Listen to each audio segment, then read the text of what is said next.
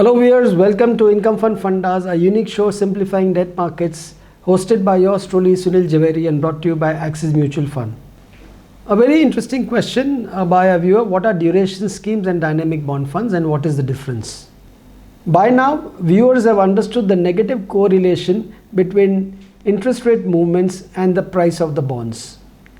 If the interest rates go up, the price of the bonds go down, and if the interest rates go down, price of the bonds go up.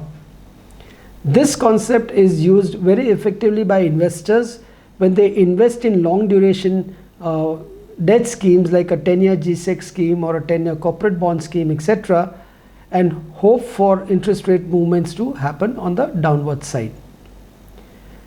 Not only have they captured higher accrual at that point in time, if their view is that the interest rates are going to go down, and as and when the interest rates fall, there will be capital gains also in the portfolio of the investors.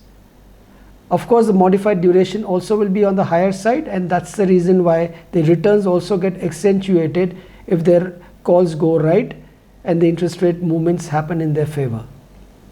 As against that, if they have invested in a long duration paper when the interest rates were at a certain point in time, and if the interest rates go up thereafter, there will be a negative consequences as far as the portfolios are concerned, and also accentuated negative consequences because of higher modified duration. In duration schemes, investors are taking an informed decision on the movement of the interest rates either upward or downward. As against that, in a dynamic bond fund, a fund manager is taking an informed decision of increasing duration or decreasing duration of a portfolio based on his perception of the interest rate movements. If the fund manager expects that the interest rates are likely to rise, he will reduce duration of that particular bond under the dynamic bond fund category. And if the fund manager thinks that the interest rates are going to go down, he will increase duration under the dynamic bond fund category.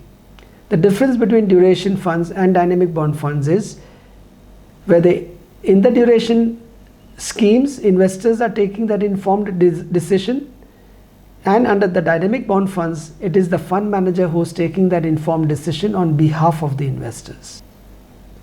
I hope viewers have understood the difference between duration funds and dynamic bond funds and what is the main difference as far as both are concerned.